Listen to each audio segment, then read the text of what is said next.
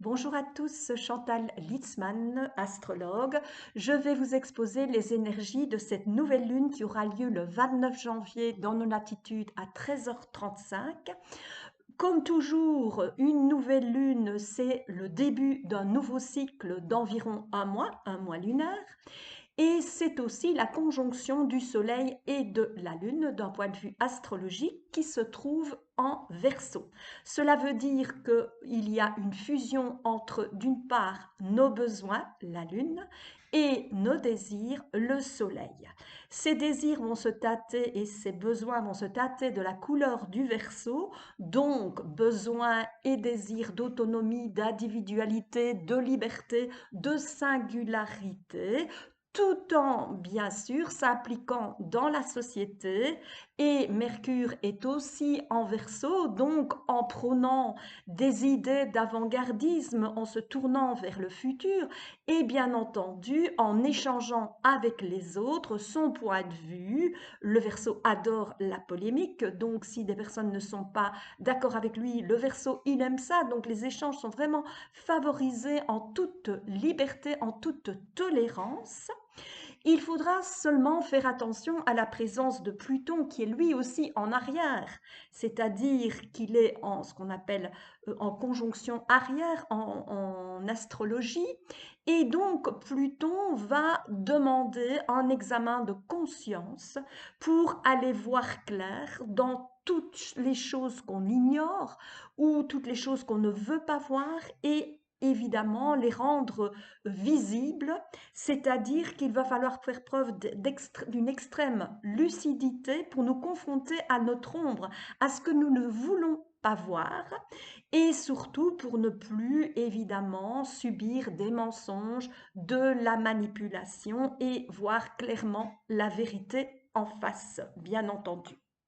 Cette conjonction Lune-Soleil est en aspect de semi-carré à Vénus qui est en Poisson.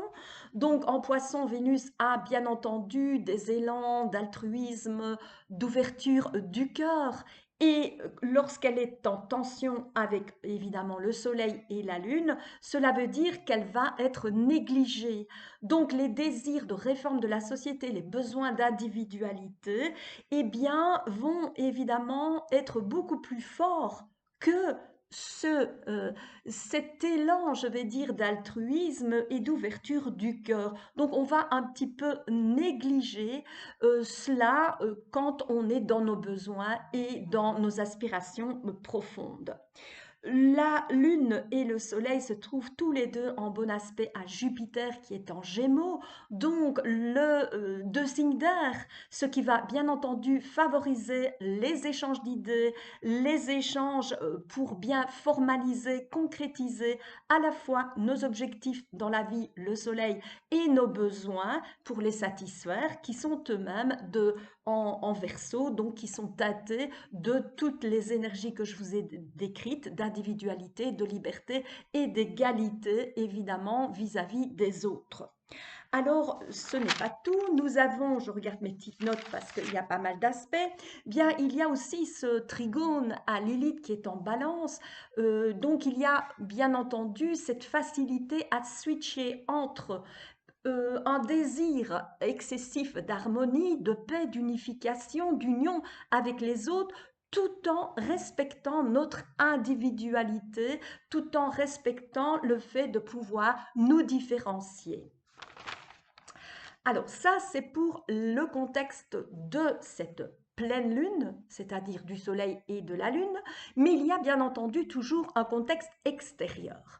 Alors pour ce qui est des planètes collectives, je vous renvoie à une précédente vidéo que je viens de poster sur les mouvements planétaires des planètes collectives en 2025 et surtout aussi des passages d'un signe à un autre, notamment aussi des planètes transpersonnelles. Donc, c'est-à-dire les collectives, nous avons Pluton, Neptune, Uranus, et les transpersonnelles, Saturne et Jupiter.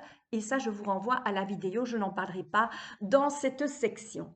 Alors, le contexte extérieur de cette nouvelle lune, eh bien, nous allons d'abord parler de Vénus qui va, bien sûr, nous donner des renseignements quant à la sphère affective, le contexte amoureux, qui va être un peu ambigu. Je vais vous expliquer pourquoi. De par ses aspects. Bon, je vous ai dit que Vénus était en Poisson, donc elle revêt des valeurs évidemment d'amour inconditionnel, d'ouverture du cœur, qui sont évidemment idéalisées comme évidemment une valeur absolue à atteindre. Vénus en Poisson est en bon aspect à Mars en Cancer, donc globalement les rapports hommes-femmes vont être bien entendu favorisés, et surtout dans la relation affective, il va y avoir du dynamisme, de la passion avec une sorte de spontanéité puisque Mars est en Cancer. Donc on va prendre des initiatives évidemment pour dans notre vie affective.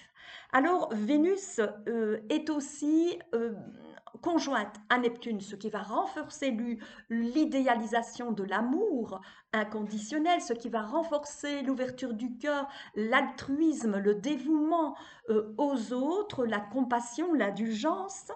Et bien sûr, nous avons aussi une conjonction au nœud nord qui est en Poisson. Oui, l'an passé, nous avons eu le nœud qui était sur l'axe Bélier-Balance et qui nous confrontait évidemment l'un avec l'autre, c'est-à-dire le moi face à l'autre, le partenaire, le couple, etc. Ici, l'axe des nœuds se situe plutôt entre la Vierge et le Poisson. Donc, on nous demande à un niveau de notre destinée globale de tout un chacun d'aller au niveau général vers l'invisible, l'impalpable avec le Poisson, tout en gardant notre discernement, bien sûr, le nœud sud qui se trouve en Vierge.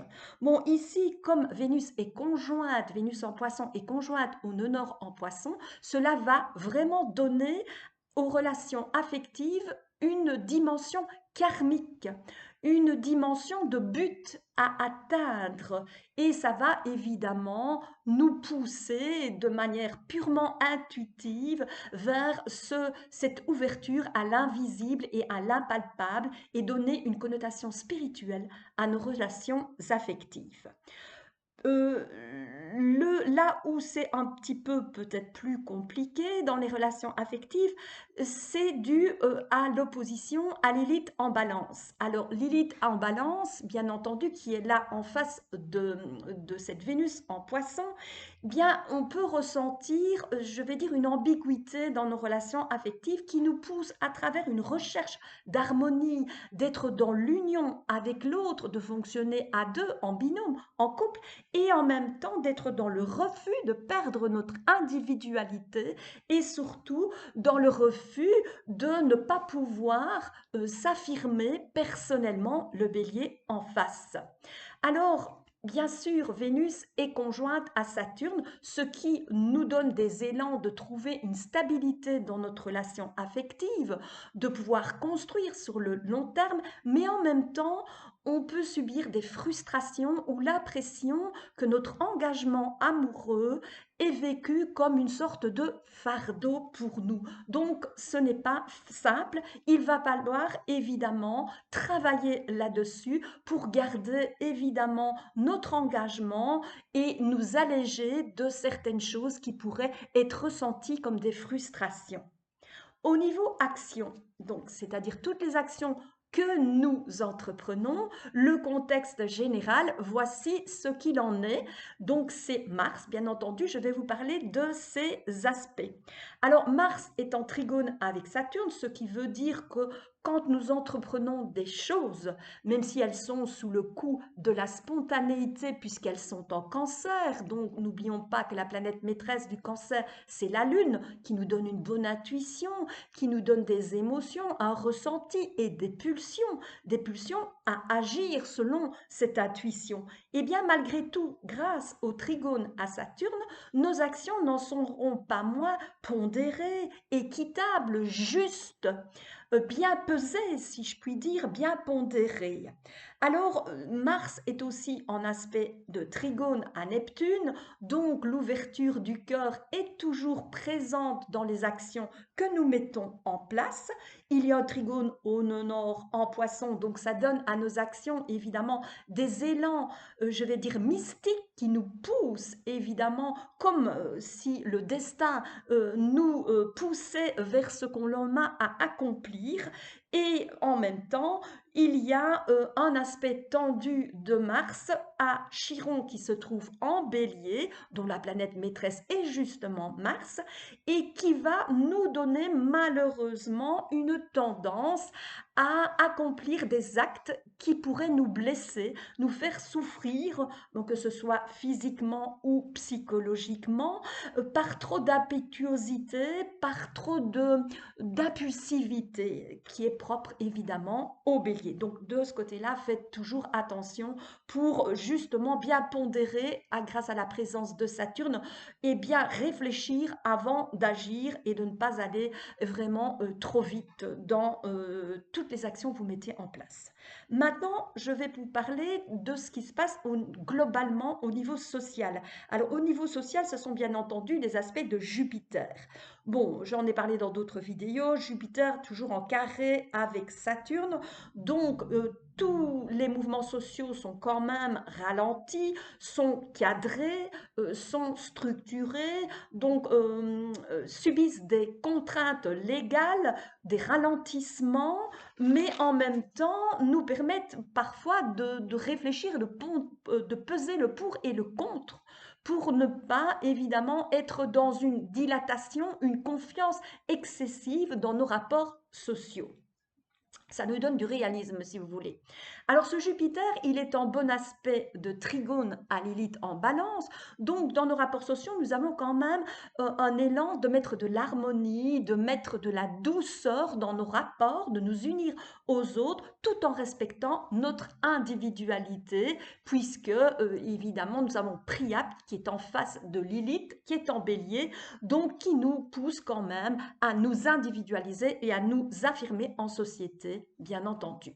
On va clôturer juste par les responsabilités sociales et les responsabilités familiales que nous assumons. Donc, encore une fois, je parle d'un contexte global, je ne parle pas à un niveau individuel. Pour cela, je vous renvoie bien entendu à mon site internet orkinéréide.com où vous pouvez me contacter pour avoir une consultation beaucoup plus personnalisée, beaucoup plus ciblée pour évidemment faire l'étude des mouvements planétaires qui vont personnellement vous influencer pour le moment. Donc j'en reviens au contexte global. Dans les responsabilités sociales ou familiales que globalement nous avons tous à assumer, eh bien pour l'instant, voici le contexte mondial. Il y a un carré à Mercure, ce qui va évidemment nous donner une difficulté à verbaliser, à trouver les mots pour expliquer les choix que nous allons faire. Saturne subit un semi-carré, j'en ai déjà parlé dans d'autres vidéos précédentes, donc ce n'est pas nouveau. Pluton est une planète lente, donc forcément, elle n'avance pas si vite que cela. Eh bien, dans nos décisions, avec ce semi-carré à Pluton, nous subissons des enjeux de pouvoir, de la manipulation, éventuellement des rapports de force. Et donc, le défi pour nous, c'est de nous réapproprier notre pouvoir pour pouvoir trancher, décider comme nous l'entendons. Alors, Saturne a heureusement un bon aspect à Mars en Cancer, ce qui va nous donner quand même la faculté de mettre en action les décisions que nous allons prendre. Donc, en fonction de nos choix, nous allons nous mettre en mouvement pour réaliser, pour concrétiser toutes les responsabilités que nous avons à assumer et pouvoir trancher et réaliser ce que nous avons décidé.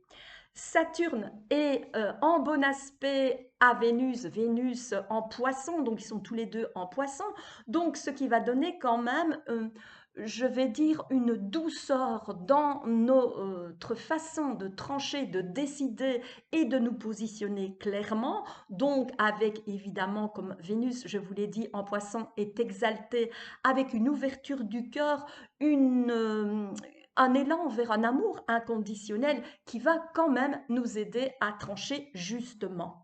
Alors Saturne est en carré à Jupiter, je l'ai dit en parlant de Jupiter précédemment, donc les décisions que nous prenons, eh bien, vont un petit peu ralentir, je vais dire, notre confiance, c'est-à-dire que nous allons peut-être à certains moments ne pas avoir la foi en tout ce que nous avons décidé, mûrement réfléchi et tranché. Donc, il va falloir évidemment prendre confiance en soi pour pouvoir évidemment, en fonction de nos décisions, pouvoir quand même nous insérer dans la société pour y prendre place et jouer notre rôle en assumant évidemment notre fonction, notre poste. Voilà, donc je viens de vous exposer en quelques mots le contexte de cette nouvelle lune. D'autres vidéos suivront, je l'espère. Si évidemment vous êtes intéressé, vous pouvez toujours vous abonner. Il y a le moyen de le faire juste en dessous de la chaîne. Et je vous dis à très bientôt et surtout, je vous souhaite une excellente nouvelle lune.